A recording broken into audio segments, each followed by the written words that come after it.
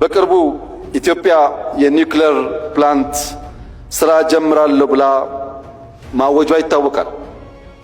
አንዳንዶች ከኢነርጂ ጋር ብቻ አገናኝተው አይተውታል።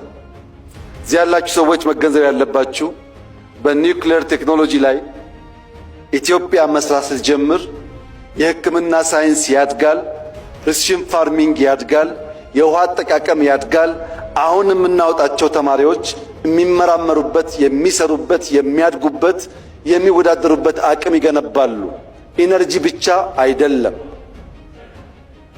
ራሽያ የዛሬ 80 ዓመት ያሳካችውን የኒውክሌር ኢነርጂ ኢትዮጵያ ዛሬ መከወን ፈልጋለሁ ስትል የሚጠራጠር ኢትዮጵያዊ እውን አለ ብሎ መውሰድ ይቻላል?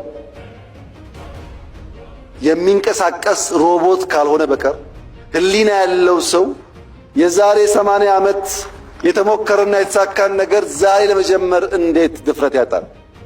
ኢትዮጵያ ትችላለች፣ ትጀምራለች፣ ትጨርሳለች።